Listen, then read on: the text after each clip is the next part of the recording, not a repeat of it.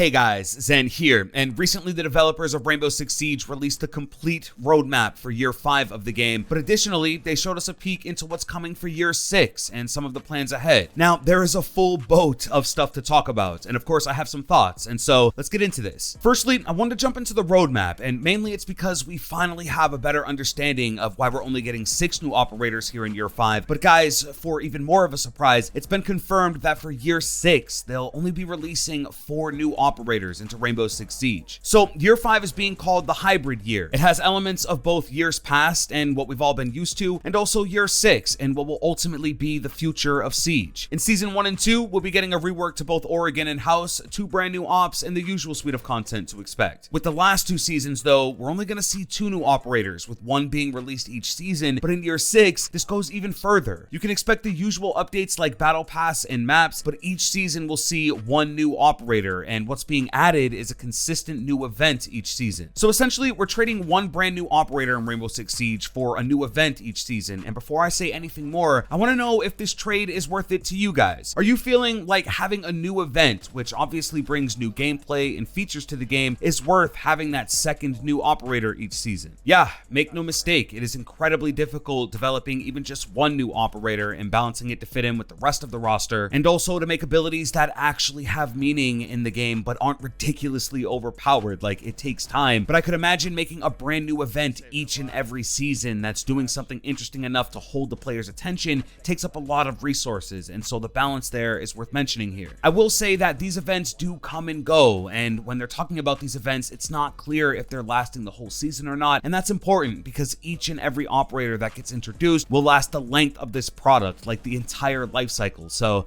I don't know, but it's for sure a huge change for next year. My more satisfying answer is that, yeah, it's a bit disappointing to hear that the game will release less and less operators over time, because having that consistent release of 1 new attacker and 1 new defender keeps both sides of the rounds feeling fresh each season. But the events recently have been some of the best we've ever had, and if they're anything like the most recent Road to SI, we could be in for some amazing content. Even if you weren't a big fan of the SI 2020 playlist, I don't think there's any denying the quality bar that was set there, and so if we can expect that each new season, you can count me in. If you're a hardcore Rainbow Six Siege veteran and you've been here for some time now, this is a big step out of the norm, and my hope is that the devs at least recognize this and keep that perspective in mind. But yeah guys, this is the time for the community, so be sure to leave your thoughts. Now though, we must make time for Lord Tachanka, because his full rework has been detailed and shown off, and oh yeah, it's sweet. So the Lord no longer mounts his turret, it is now changed to his primary, like you will spawn with this weapon in hand,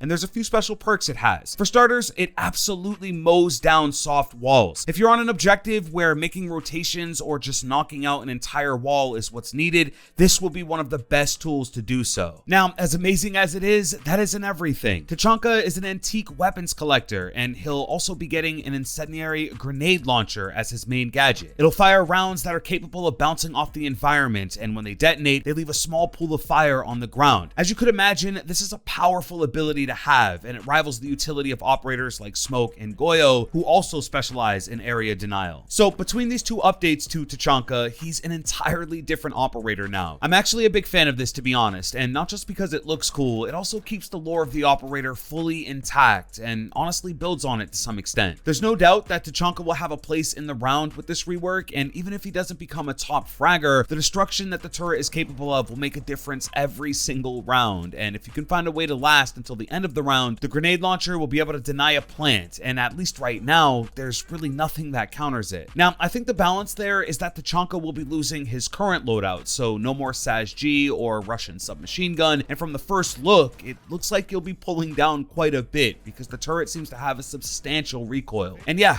that makes sense. There is also a brand new scope equipped to this new turret, so hey, maybe Ubisoft was listening when I mentioned Tachanka needed a sight, but yeah, I think it'll make him more comfortable to use, so you're not forced to hip fire with it. Overall, guys, I don't think it gets much better than this for this operator. The primary weapon is beefy, he has kind of a passive perk with a lot of destruction at his fingertips, and the grenade launcher is area denial, which is a skill that's always valuable to the defensive side. And so for me, I cannot wait to get my hands on this update to him, and I'm also really excited to see how he performs in the meta. Now, operators aside, there are some really big map reworks coming in Year 5. Of course, with Operation Void Edge, we're getting the Oregon rework. I didn't really get the chance to give you guys my early impressions, and so I'll keep it brief, but I think overall the map is just more comfortable, and more specifically for both sides of the round. The basement objective no longer has that one hatch that gives the attackers full sight of the objective, and so for defense, I think it gives the anchors a little more breathing room. And then small tower now has an all new hallway, as well as just more room for the attackers to work with, and so again, it just opens things up and makes it more comfortable. I will say, however, that the map is a little more complicated now. Oregon has always been a very simple map, and it's always been very apparent where you are and what surrounds you, and I think it's that simplicity that made it a fan favorite for as long as it was. Now, with the rework, I feel like they took inspiration from both Hereford and Theme Park and added more rooms and hallways and made it just more busy of a map. I've seen people on both sides. Some people are really happy with it, and of course, some are asking why ever touch it in the first place, but just being honest, I think it was time for the map. Oregon, in my opinion, is like Border. You've got two really solid sites that have become baked into the meta. There's a third site that's alright and you might have some success with, and then there's just a nearly unplayable site that's almost impossible to do anything with, but above all, both maps have become extremely samey and are played nearly the exact same way every time they come up. At that point, I think it's safe to push through a rework, and without a doubt, Oregon will have a totally different feel this season. The next rework is House, and more than anything, the devs say it's an aesthetic upgrade, but it's just really pleasant. Now, it's important to note that this isn't being made to be the next super competitive offering. What I was told at a private media showing was that it is still being considered a casual map, and so I doubt we'll see this in our ranked matches. I really love the fact that just because a map isn't competitive, it still can be updated and made fresh for those that play Siege casually, which is actually a large part of the community. I feel like House is Siege's version of Rust. That's just like a fun map that no one really takes super serious, but some of the most competitive scrims and custom games take place on. But yeah, the final rework is to Skyscraper, and for me, this is a big one. I think the focus needs to be on the bottom two sites, the kitchen and bedroom. Both are just too accessible and collapsible for the attackers, and I think is the lead reason both teams fight over the top two sites. The devs mentioned that the drum area is a point of fixing, and also that balconies are going to be reworked on the map, and I think anyone who's played Skyscraper knows just how core those balconies are to catching a W on that map, so it's good to see the devs on the same page here. Now, alongside the map reworks comes map bans, and I've actually got some thoughts for you guys. For me, these ban systems are a great way to add a tactical layer to Siege that no other mechanic really can. It's a way to impact your opponent even before you spawn into the experience, but throughout time, we've seen that in Siege, these ban systems can be somewhat limiting because the same operators are picked over and over again to ban. And I guess my worry is the same thing happening with maps. I don't want to get to a point where, for instance, Villa is constantly banned and there isn't the chance to play on it for an entire season. Having the knowledge and understanding of the maps in Siege is actually a part of your skill in this game, and the more maps you know, the more skill you have. I mean, it's just that simple. Now, there are a lot of maps in Rainbow Six Siege, and there's only 3 maps per ban phase, and they are chosen randomly, so hopefully it does lean more into tactics. But overall, I think it's a good thing for the competitive arena, and a lot of people are really looking forward to it. So, looking ahead in year 5, on every map and in every game will be Ping 2.0, a brand new update to the ping system. Now, this isn't Apex Legends. You're not getting a call out for every single ping. In Siege, that could be distracting. Instead, new icons will appear on the individual gadgets and points of interest that you ping over just a generic yellow marker. This is huge, like seriously a big update, because look, not everyone has a mic and you can never really be sure what a yellow marker is meant to mean to you specifically, and so with this new system, it'll be much clearer what's being pinged. It should also be noted that drones can see certain things a little easier, like goo on the ground, and that information could be round changing and have an impact on a win or loss. It's one of those updates that every player has probably wanted at some point, but the community has just gotten so accustomed to how the system works today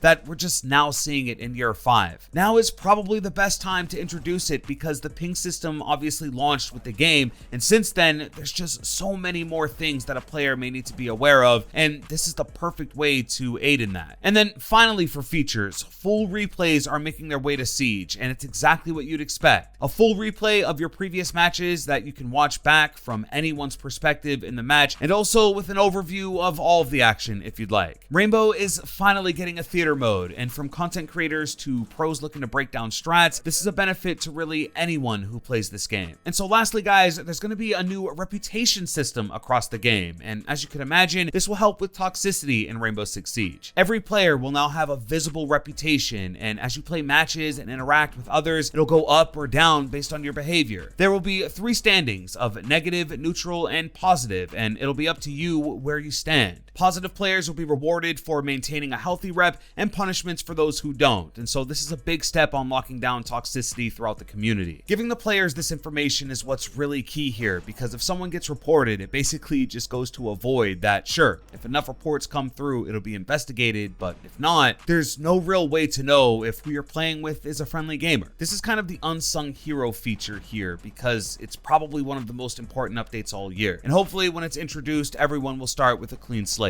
But alright, that's the video, guys. All in all, Year 5 is a major time for Rainbow Six Siege. From map bans to the highly anticipated Tachanka rework, the new ping system, I mean, it's all there. As a veteran Siege player myself, I can't really think of a base that's not covered here. Sure, I'll be selfish and still wish for a streamer mode, but everything else is there, and there's just nothing on my mind today that the devs aren't tapped into. Even the small things, like making the prep and drone phase more engaging, that's been talked about. Giving the players more gameplay options, and things like the golden gun and the new arcade modes, that's on the board. New secondary gadgets we haven't even mentioned, like the proximity alarm, that's coming too. It's just like, guys, any little thing that can be improved, it will be, and so there's a lot to be playing for. But now, I want to hear from you. What's the #1 thing you're looking forward to out of the updates mentioned here, and are you satisfied with more events and gameplay features over new operators? Leave it all in a comment down below. Guys, real quick, I am doing a giveaway over on Twitter for the Year 5 pass. So if you want in, head over to my Twitter, follow me, and check the pinned tweet.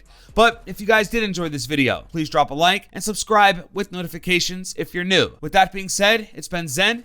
Thanks for watching. I'm out.